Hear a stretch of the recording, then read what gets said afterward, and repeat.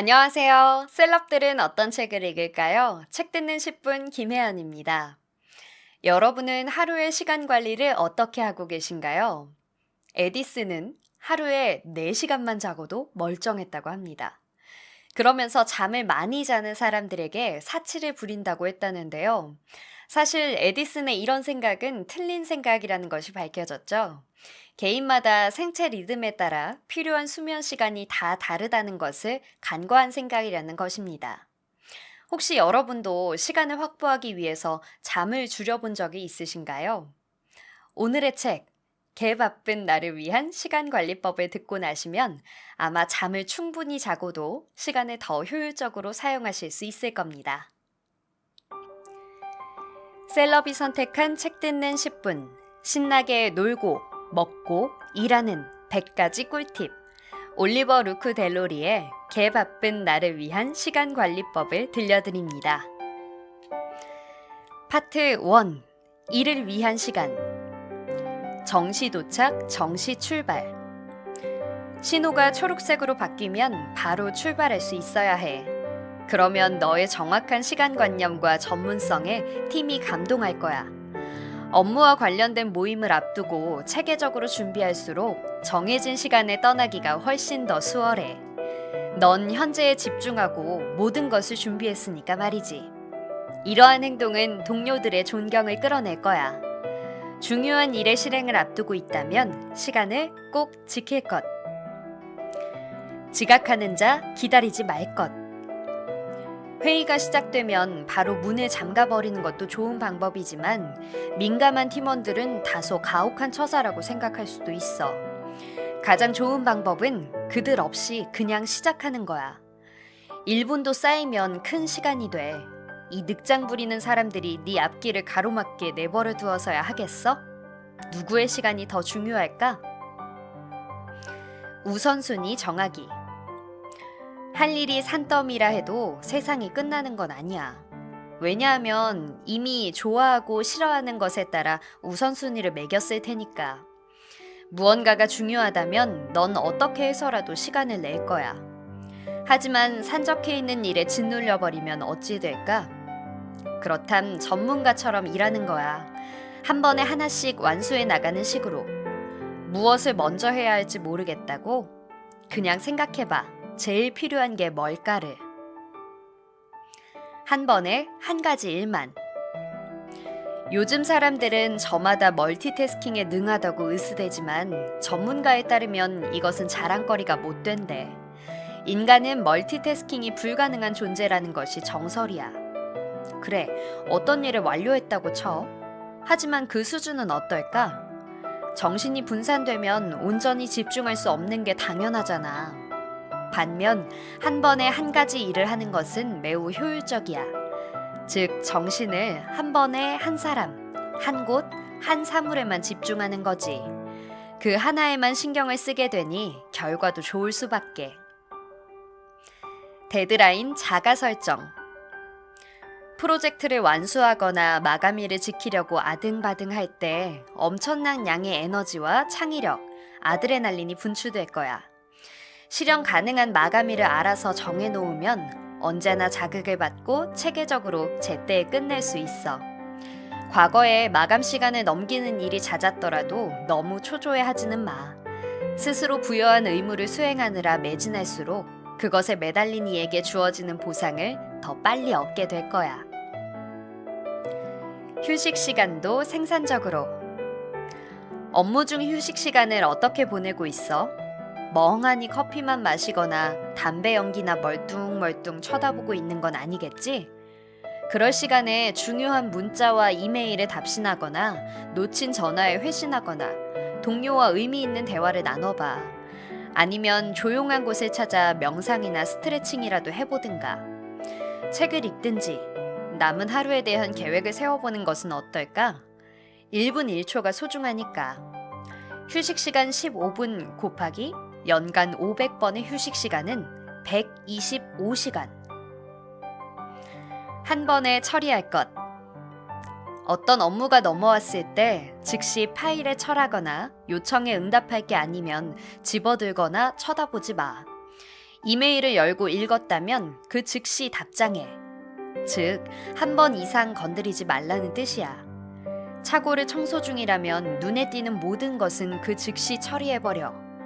한 번 이상 손대거나 2번, 3번씩 무언가를 처리하느라 귀중한 시간을 버릴 이유가 없잖아. 파트 2. 나를 위한 시간. 일상의 틀을 확립하기. 지금 이 책을 읽고 있는 넌 이래도 흥, 저래도 흥 하는 스타일이거나 매사를 직감적으로 처리하는 유형의 가능성이 농후해. 하지만 다른 사람들처럼 아침, 점심, 저녁, 일과에 따라 기본 틀을 정할 순 있을 거야. 적어도 매일 같은 시간에 하는 행동이 있을 테니까 말이야. 기존의 일상을 유지하고 보완하는 건 어려울 게 없어. 이미 자리 잡은 틀을 인정하고 거기에 새로운 습관이나 활동을 섞어보면 그만이니까. 결정장애 손보기. 현재 어떤 방식으로 결정을 내리고 있어? 자신에게 중요한 것이 무엇인지 생각해봐. 그런 다음 직감이나 직관에 따르든 점괘나 점성술사, 부모님의 힘을 빌리든 더 나은 결정을 더 빨리 내릴 방법을 모색하는 거지. 어느 길로 가야 할지 고민하는 시간이 적을수록 보물이 숨어있는 새끼를 탐험할 시간은 더 많아져. 바이오리듬 따라 살기. 너는 아침형 인간이야? 아니면 올빼미형 인간이야? 아직 한 번도 네 바이오리듬을 생각해보지 못했다면 가장 창의적이고 생산적이고 에너지가 넘칠 때가 언젠지 눈여겨 살펴봐. 대부분은 피곤하지 않을 때 가장 생산적이지.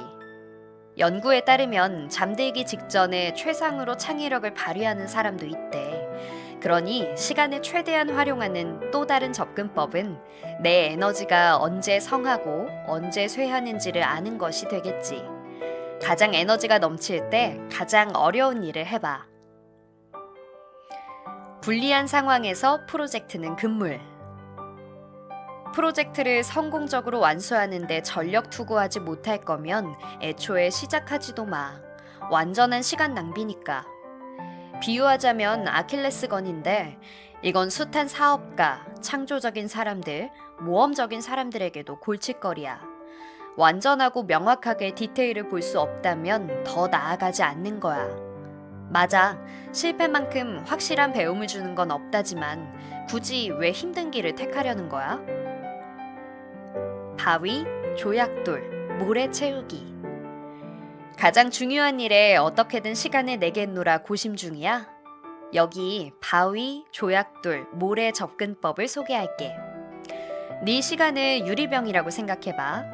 그런 다음 거기에 해야 할 일을 채워 넣는 거야. 바위가 가장 먼저야. 조약돌은 그렇게 급하지는 않지만 중요한 업무, 예를 들어 책상이나 이메일 잡동사니를 치우는 일 등이 해당할 거야. 마지막으로 유리병의 나머지를 모래로 채워. 이건 우선순위가 가장 낮은 일로 소파에 누워 TV를 보는 일 따위가 속하겠네. 그런데 네 유리병을 모래로 채워버리면 조약돌과 바위는 어떻게 넣을 거지? 출퇴근 시간 활용하기. 출퇴근 혹은 등하교, 취미나 스포츠 활동을 하러 오가는데 얼마나 많은 시간을 보내고 있어? 교통체증으로 기다리는 시간을 지루하지 않게 만들어주는 것들을 해보는 건 어떨까? 초조해하고 조바심 내는 대신 오늘 하루 일정을 생각해보든가 아니면 영감을 받거나 재미있는 오디오북 또는 팟캐스트를 들으면서 긴장을 풀어보는 것도 좋겠지. 아니면 핸즈프리로 중요한 전화를 걸어보든지. 그러고 보니 마지막으로 엄마와 통화한 게 언제야? 시간 일지 쓰기. 일상 또는 과외 활동에 대한 일기나 기록을 남기면 네 시간을 가장 많이 잡아먹는 일이 뭔지 알 수 있어. 많은 자영업자나 창의적인 사람들은 고객에게 얼마나 많은 시간을 청구해야 할지, 그림, 조각, 녹음 작업을 완료하는데 얼마나 오래 걸릴지 알고 싶어 해.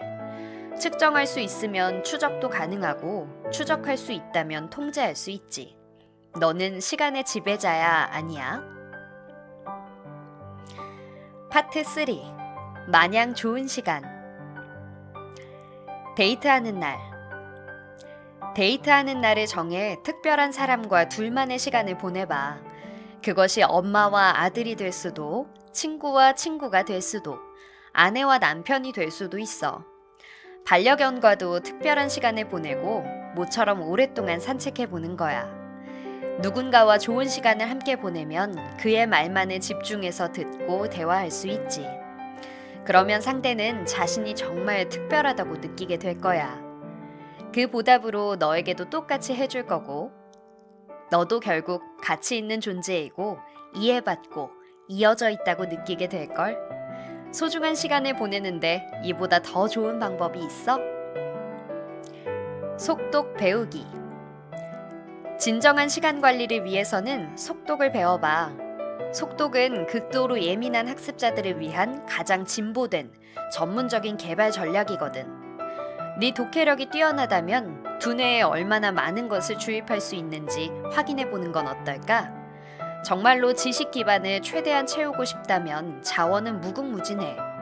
독서를 좋아하지만 시간이 없다면 속독이 최적의 해결책이야. 내 안의 에너지 관리. 달리 말하자면 흐름에 맡겨라쯤 될 거야. 돌이킬 수 없을 정도로 에너지를 소모하거나 고갈시키는 것은 시간을 잘못 관리하고 있다는 분명한 신호야. 정말로 효율적인 사람이 되려면 힘과 에너지를 보존하고 유지하는 방식으로 자기 삶의 웰빙을 책임져야 해. 감정적, 신체적, 정신적 에너지의 여유분을 비축해 두지 않으면 거의 쓸모없게 돼버려. 그런 일이 벌어지면 모든 시간 관리 전략을 소용없는 거지. 전화기 꺼놓기. 마지막으로 전화기를 꺼놨던 게 언제야? 맞아. 전화기는 기술적 진보의 끝판왕이지. 우리의 삶을 엄청나게 생산적이고 효율적으로 만든 거의 천재적 발명품이야. 하지만 더 잘 활용할 수 있는 시간을 빼앗는 원흉일 수도 있어. 이제 스마트폰은 통신기기일 뿐만 아니라 초인적 능력을 발휘하고 잘만 활용한다면 우위를 점할 수도 있을 거야.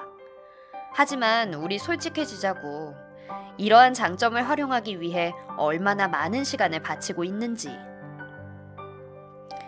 성수기 여행은 피할 것. 뻔히 아는 건데도 사람들은 결국 또 줄을 서서 기다리고 앞 사람들과 카운터, 부스, 게이트의 서비스를 욕하게 되지. 대부분 휴가 일정은 다른 사람과 엇비슷하게 겹치기 때문에 어쩔 수 없이 성수기에 여행을 떠나게 돼. 하지만 자유를 얻으려면 대가를 치러야겠지. 하루쯤 금요일에 휴가를 내봐. 혹시 다른 사람들이 모두 금요일에 쉰다면 목요일에 내는 거야. 아니면 뒷마당에서 캠핑할 수도 있어. 또는 기분 전환으로 친척들을 초대하거나. 성수기에는 도로나 공항, 대중교통을 이용하는 모든 사람이 예민해져서 병목 현상으로 꽉 막힌 혼잡한 도로를 뚫고 나와도 여행은 과정이 더 큰 즐거움이라는 말조차 허망해진다고. 줄 서서 기다리면서 시간을 낭비하는 것만큼 맥 빠지는 일도 없지. SNS 사용 시간 제한. 소셜미디어는 우물 같아서 한번 빠지면 절대 헤어나오지 못해. 소셜미디어 웹사이트는 밑빠진 구덩이야. 그 광대한 소용돌이에 빨려 들어가 다시는 돌아오지 못할 수도 있어. 인터넷은 관계 형성에 도움을 주고 시간과 거리상 분리된 사람들의 간격을 메워주기도 하지. 세대 간 관심사를 아우르는 동지애를 키울 수도 있고 말이야. 하지만 동전의 양면이 있듯이 토끼굴에 빠지면 어느새 시간은 증발해버리고 말아. 자투리 시간을 활용하라는 이야기 많이 들어보셨죠? 그런데 이제는 이런 자투리 시간 활용뿐만 아니라 쓸데없이 소비되는 시간을 막는 것 역시 조금 더 효율적인 시간 관리의 방법이 아닌가 싶습니다. 하고 싶은 걸 다 하면서도 시간은 잘 활용하는 저자의 방법들을 실천해 보시면 여러분도 신나게 놀고 먹고 일하는 하루를 보내실 수 있을 겁니다. 잘 들어보셨어요? 책 듣는 10분 김혜연이었습니다.